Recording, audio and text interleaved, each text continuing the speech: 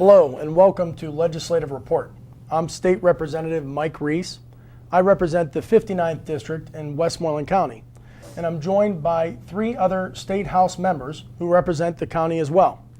Representative Tim Krieger from the 57th District, Representative Eli Evankovich from the 54th District, and Representative George Dunbar from the 56th District. We thought we'd take a moment to update residents of Westmoreland County on the issues we're working on here in Harrisburg and how we serve the county as a team. Representative Dunbar, would you like to start things off by telling us the areas that you represent? Yeah, sure. I'm from the 56th District. I have Penn Township, North Huntington, Jeanette, and Irwin. Freshman here in the State House, and it's nice to be a member of this team. As a freshman member, it's always very nice to know that I have more senior members I can go to, get advice, talk through issues, and get a good feel for what's going on here. And I'm always thankful to have my neighbor to the south, George Dunbar. I represent the 54th District. I represent Murraysville, Export, Upper Borough, Lower Borough, New Kensington, Arnold, and Allegheny Township, and then a few townships in Armstrong County. And it's great to have my good colleagues, Tim Krieger and Mike Reese, that sit right behind us on the House floor and have their ability to draw on past experience from their time in the legislature here. They're Tim? These guys are my neighbors to the north and to the west. I represent the 57th District, and that includes Salem Township, the borough of Delmont, a majority of Hempfield Township, all but just the east and west edges of Hempfield Township, City of Greensburg, South Greensburg, Southwest Greensburg, parts of Unity Township over near Crabtree and Twin Lakes, Youngwood, New Stanton, and Hunker boroughs. And Mike is my neighbor to the east. To the east, yeah. I represent the easternmost portion of Westmoreland County, really from the tip of Westmoreland County up in Seward, straight down 7-Eleven through Ligonier, through Cook and Donegal, and into the northeastern tip of Fayette County. I have Salt Lake and Bullskin townships in Fayette County. So perhaps Representative Krieger, you'd like to talk about some of the legislation you have out there? Sure. I'd like to start out with, I think, what's one of our most important problems in government, Harrisburg as well as Washington, as well as even our locals, the fact that our spending is actually spending more than we can spend. I think most of us understand that. We have, for whether it's a school board, whether it's a local city or municipality, or whether it's a state or federal government, we're spending a lot of money, and frankly, we know it's money we don't have. So one thing I have done is I've introduced a House bill that would cap spending constitutionally. And what that really does is basically says we can spend at the rate of inflation or the growth of our population that is increases every year. So from a base year, let's say if we introduced this year, got it passed, got it through the legislature, and got it through the constitutional process, that would be the base year. Going forward, we'd only increase spending by either the rate of inflation or our population growth. There would be a couple exceptions. For example, if there was an emergency and the governor declared an emergency, we could increase spending with a 3/4 majority of the House and the Senate. Same way we have other issues with regard to, for example, if we think there's a major problem, we could increase spending by 120% of the base year, but again, only with 3/4 of the legislature. And the reason I think that's important is because I think there's an institutional bias to increase spending in Harrisburg. It's just easier to do. Every year we just think, how much more are we going to spend? And so what I thought would be important is to make a statement that we are not going to do that anymore. If we can get our spending under control, lots of the other problems in government, I think, go away. Well, Tim, I think you bring up a great point. I think one of the biggest frustrations people in Westmoreland County have is that they see the government operating in ways that they can't. Yes. They see government gets more revenue and they spend it.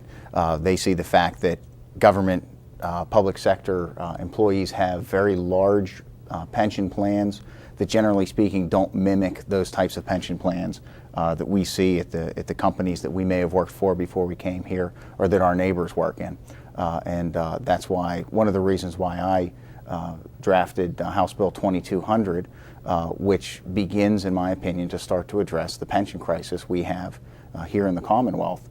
And it doesn't try to do this big, broad, sweeping change. Government has proven that when it tries to fix problems in total, and it tries to bring various areas together, that sometimes is just not successful. And so I'm trying to look at incremental changes that we can make to our pension system.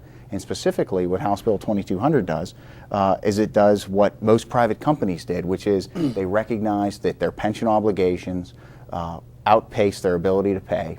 And they said, okay, from this date going forward, there will just be a 401k style pension. And the folks who are in the existing pension system will be totally unaffected. And House Bill 2200 only applies to the General Assembly members and staff that will be coming in to the House and Senate after November 2012. Well, what's the obligation outstanding right now? I mean, it's like 30 or 40 billion dollars. Tremendously underfunded. And that's something that we have got to get our handle on, or we're going to see the taxpayers of this Commonwealth bear a tremendous burden that they Absolutely. can't bear. And I think that the legislature needs to lead by example on this. I think it's a very strong message for us to be able to stand up and say, you know what, we're going to take the lead, we're going to change our pension system going forward and start to address this critical problem for the people of Pennsylvania. Yeah. And leading by example is something I think we've all stood up for. Three of us have already cast votes to reduce the size of the legislature from 203 members to 153 members, those of us in state government committee. I think Tim always says, anytime you go out and hear Tim speak, he'll say his line is always the same thing. Pennsylvania does not have a revenue problem, it has a spending problem. Your bills lead to that, plus these other things that we're working on, but we need to lead by example. And we need to put the stake in the ground of saying, there does not need to be 203 members here. Mentioning, you're referring to Sam Smith's bill, Speaker Smith's bill, and of course I have my own bill dealing with reducing the size of the legislature. I think it's important that we all remember, and I know the three of you do, that technology has changed the game. Our infrastructure is much better than it was 100 years ago. We can represent more people, quite honestly, in a very good way, than we could 100 years ago. Email. We're in constant communication with the people that we represent. So to say that we couldn't represent 15, 20, 25,000 more people, I think that's somewhat misleading. I think just technology and infrastructure improvements allows us to represent more people. And like you said, it's really about leading by example. If we're going to ask everyone else in state government to do more with less, we should be no different.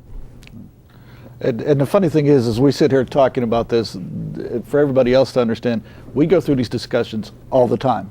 I mean, the four of us will get together, we'll talk about different issues that are coming up.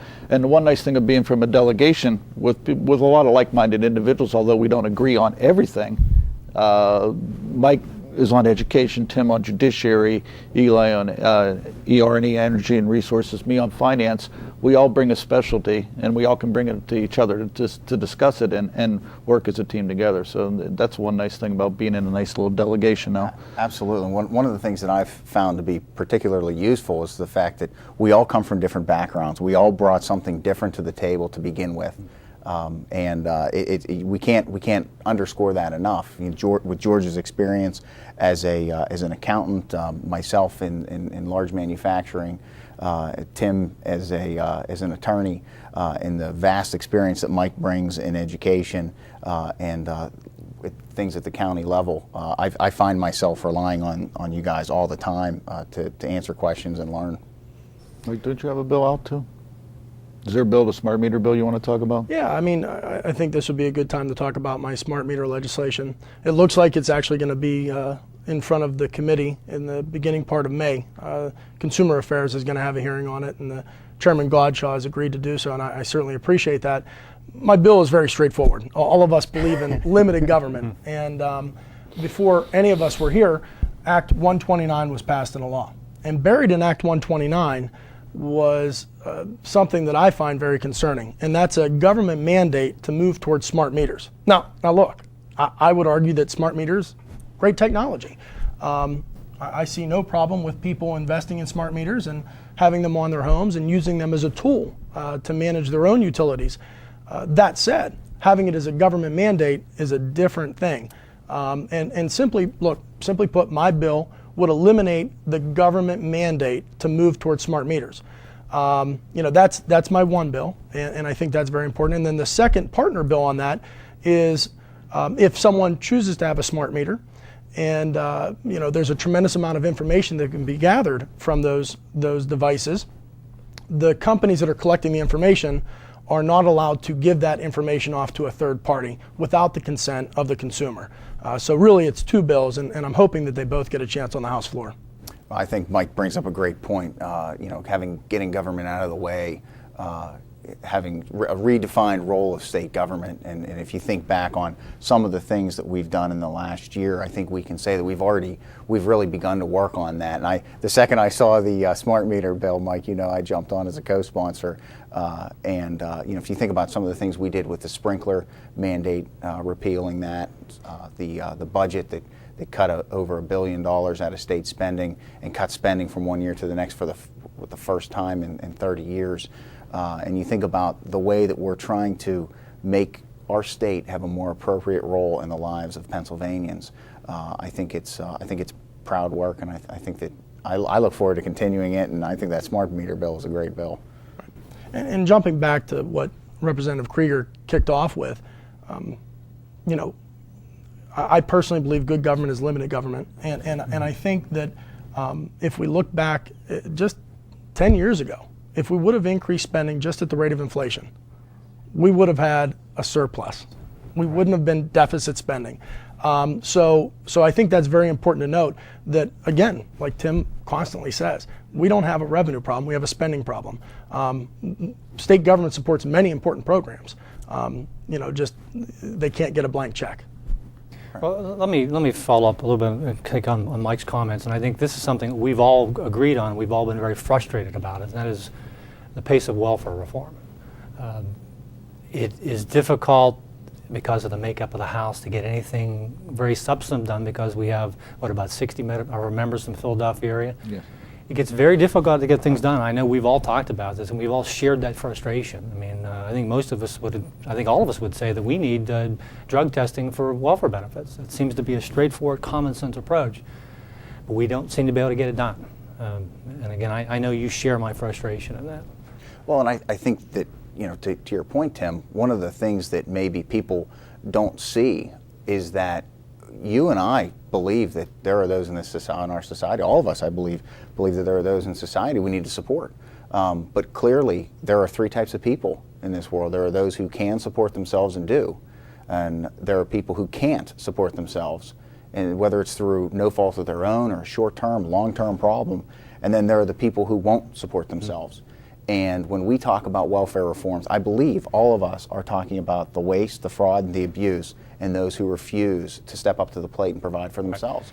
So when we talk about welfare reform, we're not talking about taking the check away from the single mother or someone who's struggling to pay their bills because of a disability. We're talking about somebody who needs and who probably just needs the proper motivation to go out, get a good job, provide for their family. And with good, proper welfare reform, you can ensure that those that are in need can get something. And that's the point, and George. that's the point. People need to recognize if we don't fix the problems, those people that we as a whole decide we need to help and need the help, won't get the help. Right. And it's interesting, as we talk about education reform, many of the issues that we have in our classrooms come from some of our societal issues. Right. And a lot of people don't want to address those. But our teachers are really in a bad position whenever there's no support at home from mom or dad. And so part of the problem that I see with the welfare system is, again, you guys are dead on right. Welfare is fitting and appropriate for some who are truly in need. We're the greatest country in the world. I think we have the greatest state in this country. And we don't mind helping those who are truly in need. The problem is that some of these benefits have become a lifetime of abuse, and even worse, generational. Whenever our young people are learning that there's a way to work the system rather than actually, be successful yourself. And, ultimately that's doing some real damage to our society. And quite honestly, it puts all of our schools in a real difficult position to be successful. And we have a lot of great schools, but the reality is, some of these teachers are facing issues that they probably shouldn't be facing, and I think there's a place and there's a time for support, and then there's time that you ultimately have to get people up and moving. Yeah, with that. And as we go into this year's budget cycle, It's very difficult. We're working on limited dollars. Where does the money come from? Everybody loves to give more money to higher ed, basic ed. Do we cut welfare? Is that direction we need to go? How do we do it efficiently and effectively without shortchanging those that are in need? For me, I do have a bill out as well. It's called HB 1877. It deals with some education funding issues where presently when there's delinquent taxes, there's a 5% fee that the local municipalities and school districts have to pay to the county to collect the delinquent taxes. But if the county does not collect it and the local school district or municipality collects it on their own or uses a third party, they're still responsible to pay the 5% fee. So my legislation eliminates the 5% fee and essentially takes the pie of taxes and divides it up equally, that those that impose the tax, collect the tax, get the tax, as opposed to going to the county. These are little mandate relief type of things that we need to look at for all the counties, for all the school districts to make sure that they can meet their budget needs. You know, and I think that it's great. You know, we're hearing about school district issues. We hear, you know, we're talking about welfare issues, and a wiser man than myself once said that the best social program is a good economy. And as we look at, I think the overriding thing that we're trying to do here is to make Pennsylvania more competitive in a national marketplace so that we can ensure that our kids and our children's children can stay in Pennsylvania, can find a good job, can start a business, and I think it's important for us to remember that as we look at these policies that we're trying to put in place to improve our local economies, to improve Pennsylvania's economies, that the educational problems, the welfare problems, these issues will begin to resolve themselves if people have good jobs to provide for their family. Eli, that is a great statement, and I think it speaks to some of the things that we're trying to do. And of course, I believe we're all co-sponsors on Representative Dave Reed's bill that would change the tax structure for some folks here to allow for real job creation. The big thing is, in my mind, is moving to a single sales factor. Right now, Pennsylvania punishes businesses for hiring employees. We tax our payroll. I mean, that to me is just insane. And then we expect our companies to hire more people on, even though we're going to tax them to a greater extent. If we would just tax them on their profits, I think that would be a big step in the right direction. Well, I couldn't agree with you more. And I think another way I've heard that said is the numbers are so big, as far as pensions, as far as other obligations, that we cannot cut our way out of it. We have to grow our way out of this. We have to cut spending because, you know, it's wasteful. In the sense of welfare, it's actually destructive in my view. And I think a lot of the problems we have with education are because we're feeding a problem in welfare. We're creating a generational problem. Then we wonder why we have problems in the schools. So we have to grow out of this. And Eli, your point's exactly the right. We need to create an environment here where people will have jobs, have good paying jobs. And I think Pennsylvania is doing better than it has in the past, but we have a lot more to do. But still, when you read articles that we're the 49th state in taxing our corporations, we are forcing jobs out of the state continuously. And we really need to look at better ways of doing business here to attract businesses here, because that's where the jobs are, and that's how we're going to take care of the problems that we have. And I think that's something we all have in common. And I think, and I guess one thing, I know we don't have much time left, but I think I'd like to just make sure the viewers know that all of us take. These votes are very serious votes for us. There's nothing we do here that sometimes we agonize together over these votes because we know that our decisions impact people. So, but it's great working with you guys. I think we have a great team here in Westmoreland County. I look forward to doing a lot more for the county in the years to come. But unfortunately, that's all the time we have for today's program. So if you have any questions about what you've seen, feel free to contact any one of us at our local offices or through our websites. We'll show you that information in a moment. And thank you for watching.